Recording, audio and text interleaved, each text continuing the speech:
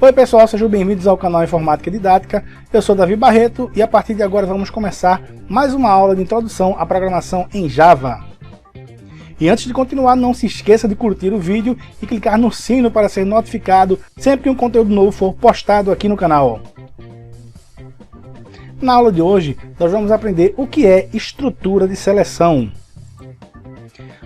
A estrutura de seleção é, na ciência da computação, uma estrutura de desvio do fluxo de controle presente em linguagens de programação, que realiza diferentes computações ou ações dependendo se a seleção ou condição é verdadeira ou falsa, em que a expressão é processada e transformada em um valor booleano. Nas linguagens de programação, usamos as palavras em inglês para expressar uma estrutura de seleção.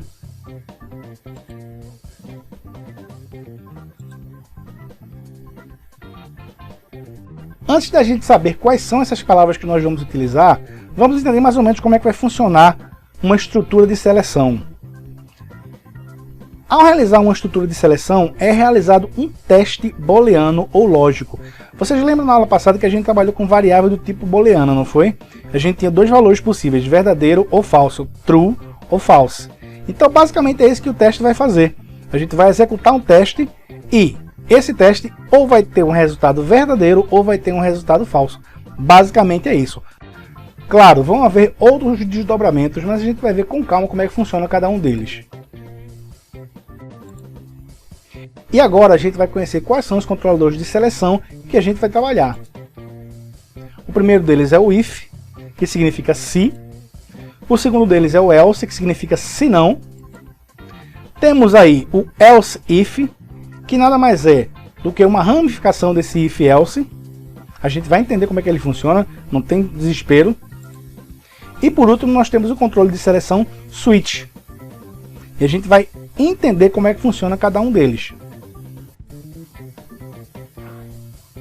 Para a gente entender melhor como é que funciona essas estruturas de seleção, vamos fazer um exemplo aqui como se nós estivéssemos dentro de um game. Então imagine a seguinte situação. O personagem está dentro de um labirinto, ele precisa chegar até a saída, mas no meio do caminho ele encontra um desafio, vamos dizer assim, ou um teste. E esse teste ele vai realizar. Se o teste for verdadeiro, ele vai conseguir abrir essa porta e vai conseguir passar até o final do estágio. Se não, ele vai ficar preso, ele não vai conseguir passar enquanto esse teste não der verdadeiro. Trocando em miúdos, basicamente é isso que a gente vai fazer. E aí vamos começar os desdobramentos que eu falei anteriormente.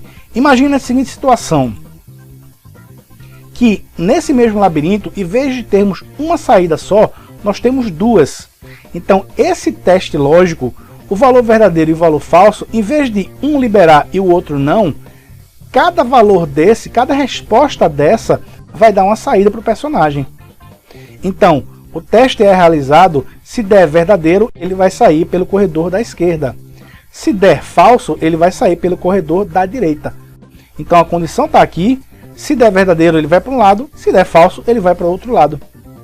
Claro, a gente pode continuar aqui usando esse mesmo contexto. Por exemplo, imagine que nessa saída aqui à direita, no meio do caminho ele encontre um segundo teste. E esse teste é igual àquele primeiro que a gente viu anteriormente. Só tem saída para resultado verdadeiro. Resultado falso ele fica preso. Então a gente teve um primeiro teste aqui que liberou tanto verdadeiro quanto falso. O verdadeiro ele saiu. O falso direcionou ele para um outro corredor que tem um segundo teste. Mas esse segundo teste só vai ter a saída se for valor verdadeiro. Mas claro, a gente também pode fazer com que esse exemplo seja igual ao anterior. Esse teste lógico ele tenha tanto saída para o lado esquerdo, no caso verdadeiro, quanto para o lado direito, no caso falso. E nada impede, por exemplo, que essa saída aqui, em caso de falso, a gente encontre algum monstro, algum desafio, enfim, aí vai depender do desenvolvedor do game. A gente pode pegar um outro exemplo também, que é muito utilizado em relação a essas estruturas de controle, que é mais ou menos dessa maneira aqui. Imagine que eu tenha um conjunto de portas dentro desse labirinto. Eu vou tentar sair pela porta 1, faço o teste, dá falso e eu não consigo sair. Então eu vou tentar pela porta 2. Faço o teste, deu falso, não consegui sair. Vou tentar pela porta 3.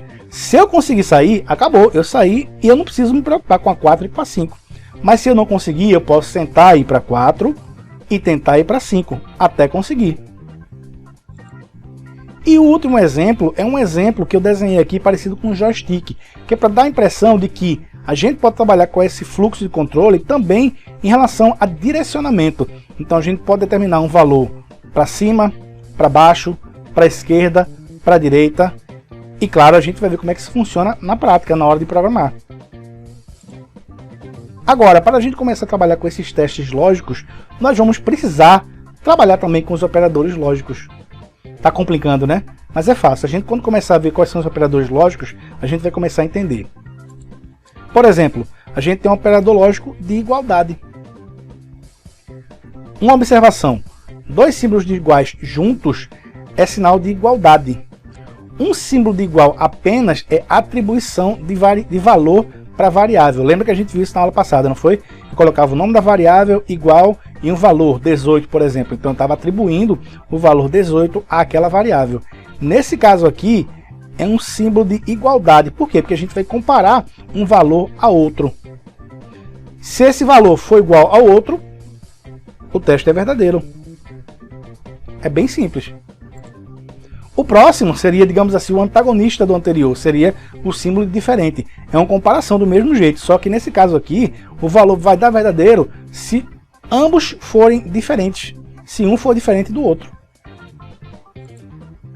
Temos o operador maior que, é um comparativo também, só que ele só vai comparar se for maior. Comparativo menor que, comparativo maior ou igual a, menor ou igual a,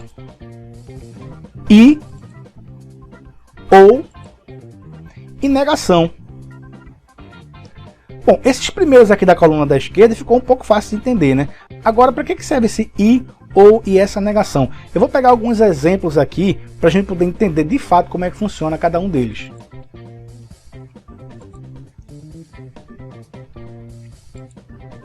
Começando com um símbolo aqui de maior ou igual. A pessoa vai ao cinema e ela, quando chega lá para assistir o filme, descobre que esse filme é para maiores. Então, se essa pessoa tiver uma idade igual ou superior a 18, ela vai poder entrar na sessão e assistir o filme. Se não, ela não vai poder entrar.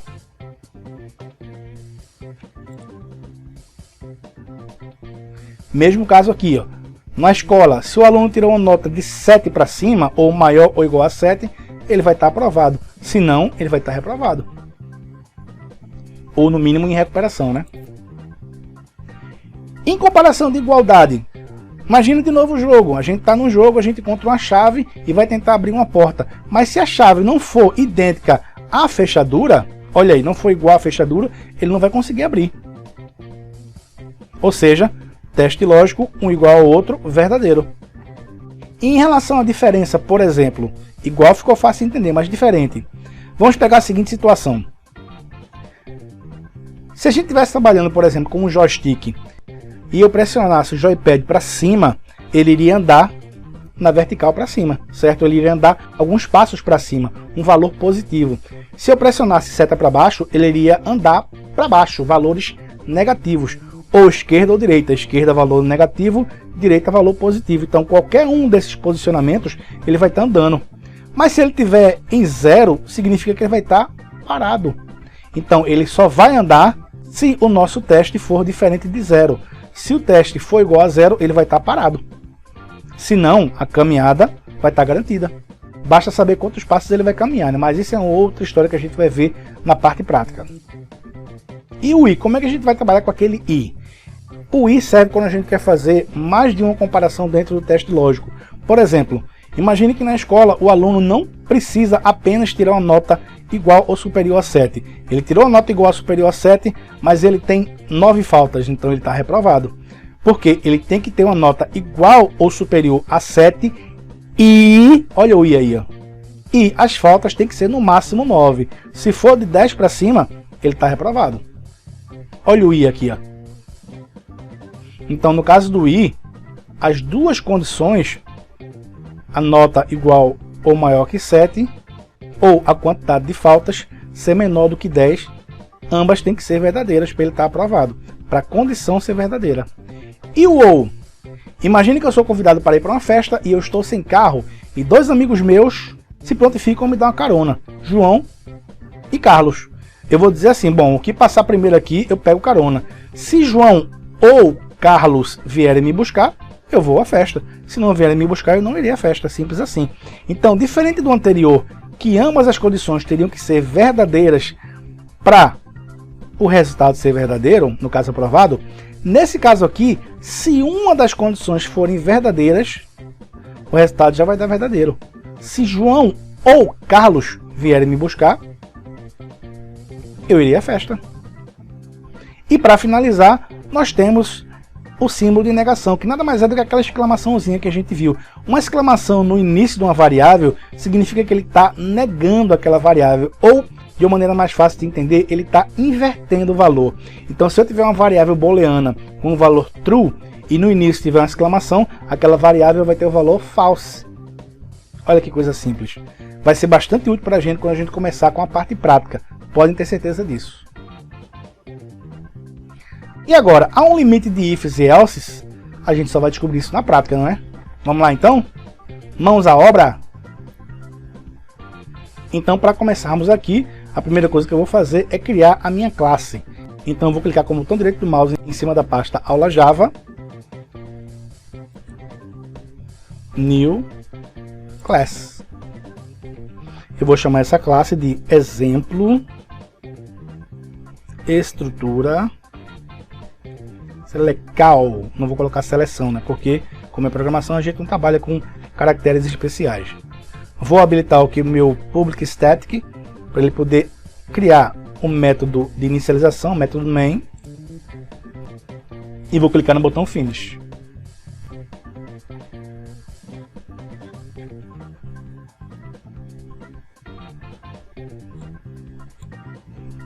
Vou apagar aqui para a gente poder começar.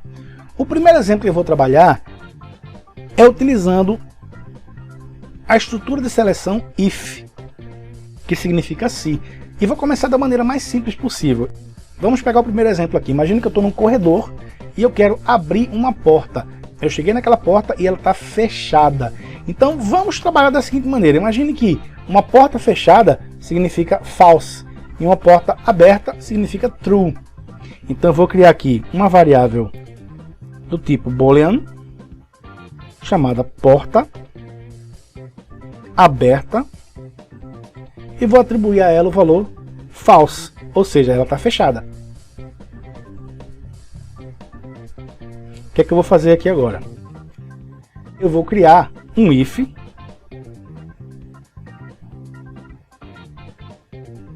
que significa se, e vou abrir parêntese aqui. E aqui dentro desse parêntese é onde vai a nossa condição. Então, qual vai ser a nossa condição? Se a variável porta aberta for verdadeira, ele vai poder abrir a porta. Senão, ela não abre. Então, eu vou chegar aqui, ó, eu vou digitar aqui, porta aberta, e aqui já acabou. Por quê? Porque se essa variável é uma variável booleana, como ela está aqui, e eu só digito ela aqui dentro do if, ele já entende que eu estou perguntando se ela é verdadeira. Lembra daquela negação? Se eu quisesse perguntar se essa variável era falsa, eu teria que colocar aqui, ó, o símbolo de exclamação, que não vai ser o caso. No final aqui eu aperto o Enter e vou digitar o nosso velho e conhecido sysout. Ctrl espaço, ele vai abrir o system.out.println e eu vou digitar aqui, entre aspas, porta aberta. Então esse if aqui é o if mais básico de todos, ele já está prontinho, certo? Ele só está retornando um valor positivo. Se eu apertar play aqui, ó, se eu apertar run aqui, ó, vou dar um ok, ele não retorna nada. Por que não retornou nada? Porque a variável está false. Então eu vou mudar essa variável aqui para true, para verdadeiro, ou seja, a porta está aberta. Então vamos testar? Vou apertar aqui o Run, vou dar um OK. E agora apareceu, ó, porta aberta. Olha como é simples. Agora vamos trabalhar de uma maneira um pouco diferente. Eu vou apagar aqui o meu sysout. Depois do meu if, eu vou abrir aqui uma chave e vou apertar Enter. Por quê? Porque nesse caso aqui, eu quero que ele dê um resultado também se a porta estiver fechada. Então o que é que eu vou fazer? Eu aqui agora vou digitar o meu sysout. Vou digitar aqui, entre aspas, porta aberta. Agora, após aqui o fechamento da chave, eu vou digitar aqui um else. E vou abrir chave novamente. O que que o else significa? Else significa se não. Então, if significa se e else significa se não. Se a porta estiver aberta, vai aparecer esse texto aqui, ó, porta aberta. E se não, ou seja, se a porta não estiver aberta, o que é que vai aparecer? Aí eu vou a sysout, porta fechada. Vamos testar? Então nesse caso a variável aqui está true, né? Está aberta. Então eu vou apertar aqui o Run, vou dar um OK. Ele deu aqui, ó, porta aberta. Vou mudar aqui agora para a variável false. Vou apertar aqui no Run, OK. Ele está dizendo aqui, ó, porta fechada. Olha que legal. Pessoal, não sei se vocês lembram que na aula passada eu falei sobre adicionar comentários à nossa programação. Por exemplo, eu quero aqui nessa linha digitar aqui, ó, // exemplo 1 de seleção. Então esse trecho do texto que eu estou colocando aqui, o Eclipse não vai entender como parte da programação, então ele vai ignorar. Ele pode ficar aí tranquilo e calmo que não vai interferir em nada. Agora, por que basicamente eu estou dizendo isso para vocês? Porque eu quero, para não ficar muita informação aqui embaixo, eu vou começar a comentar esses trechos de códigos aqui, para poder a gente fazer outros exemplos e esses exemplos aqui não aparecerem aqui no console. Como é que eu vou fazer isso? Eu vou selecionar todos esses trechos de código aqui e vou pressionar Ctrl / e aí ele vai comentar isso aqui tudinho. Para ele, isso aqui não é programação, ele não vai executar isso daqui. Então aqui embaixo, eu gosto até de fazer assim, eu coloco mais duas barras e boto um monte de símbolo de igual aqui, ó, porque aí fica separando uma coisa da outra. E aqui eu posso continuar com os outros exemplos. Um detalhe, essas barras que vocês estão vendo aqui, elas são para ignorar trechos apenas de linha, não de blocos. Por isso que cada linha tem essas barras aqui. Eu poderia passar para vocês como é que funciona para poder ignorar um bloco também, só que mais adiante eu vou mostrar para vocês como é que a gente coloca também para ignorar um conjunto de blocos em vez de ignorar linha por linha.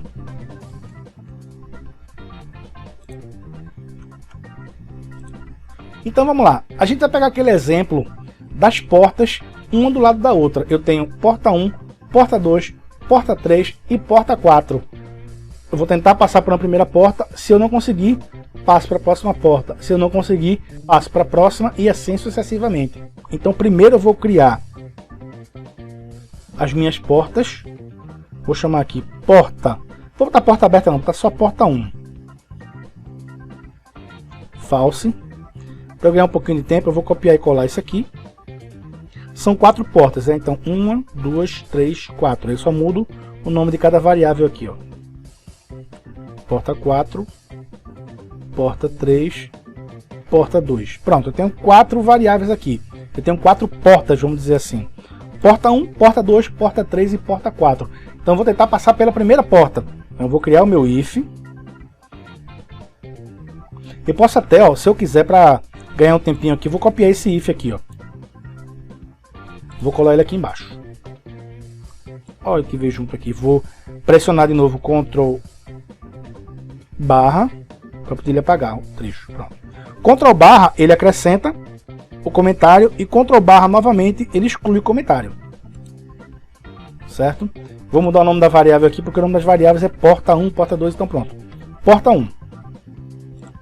Pronto, então estou dizendo para ele aqui, ó, se a porta 1 for verdadeiro, a porta vai estar aberta.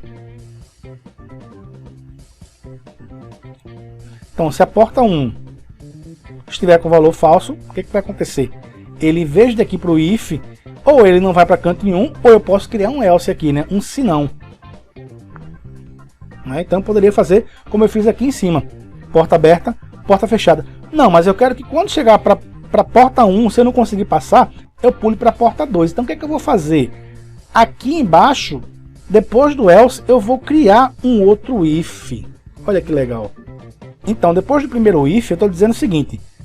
Se a porta estiver aberta, ele vai passar. Se não, ele vai fazer um outro teste. Nesse caso aqui, ó. Porta 2. Abro aqui a chave novamente. Vou pegar aqui o system.out.println. Vou jogar aqui embaixo. Vou fazer o seguinte, eu vou botar porta 1 aberta, porta 2 aberta. Então eu estou dizendo, ó, tentei passar pela primeira porta, consegui, acabou-se, passei pela porta e resolvi meu problema. Se eu não conseguir, ele vai tentar a próxima porta, que é a porta 2. E agora, mesma coisa, eu vou tentar aqui, ó. Se eu não conseguir passar pela porta 2, eu vou selecionar aqui, copiar e vou jogar aqui para fazer o porta 3. Olha aí, ó. Tentei passar pela porta 1, não consegui, fui para a porta 2. Não consegui, fui para a porta 3. E como tem mais uma porta, vou jogar aqui de novo o else if e vou colocar aqui a porta 4. Olha aí. Passei pela primeira, fechada. Passei pela segunda, fechada. Passei pela terceira, fechada. Passei pela quarta, aberta. E aí ele passou. Agora, vale lembrar que se eu passar pela primeira porta e ela já estiver aberta, daqui para baixo ele vai ignorar, porque ele já passou pela primeira porta. Ele só passa para a porta 2 se a primeira estiver fechada. Aí ele passa para a porta 2. Mesma coisa, se a porta 2 estiver aberta, ele passa e acabou-se. Ele vai ignorar as duas de baixo. Mas se a porta 2 estiver fechada, ele vem para cá. Da mesma maneira, se estiver aberta, ele vai-se embora e acabou-se. Se estiver fechada, vem para cá. E se a porta 4 também estiver fechada? Aí, como eu estou finalizando, eu não preciso abrir um else if. Basta eu abrir só um else.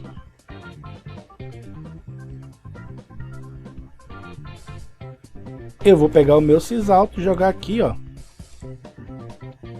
E vou digitar todas as portas estão fechadas.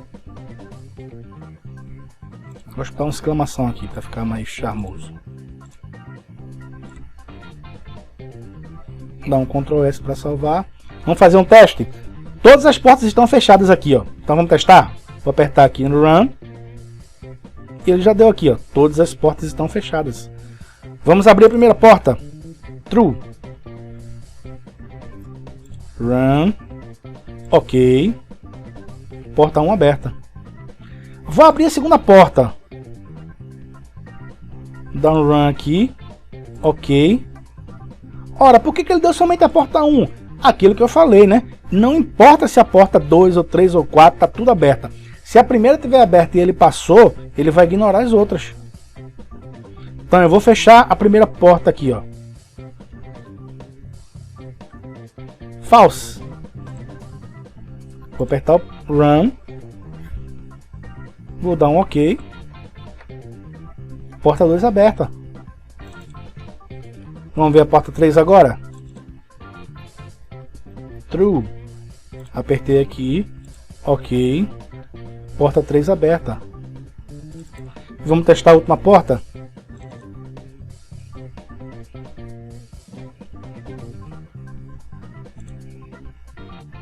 Porta 4 aberta. Agora, vamos novamente comentar isso daqui, ó. Eu vou selecionar, dar um Ctrl barra para ele comentar todo esse trecho e ignorar. Então eu tenho aqui, ó, um bloco que ele está ignorando, um segundo bloco que ele está ignorando. Vou separar aqui, eu vou selecionar isso aqui, dar um Ctrl C, jogar aqui embaixo para poder separar um do outro.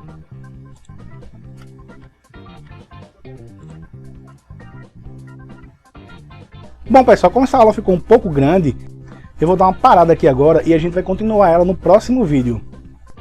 Não se esqueçam mais uma vez de curtir esse vídeo aqui, clicar no sininho para receber as notificações sempre que sair um conteúdo novo no nosso canal. Um grande abraço e até breve.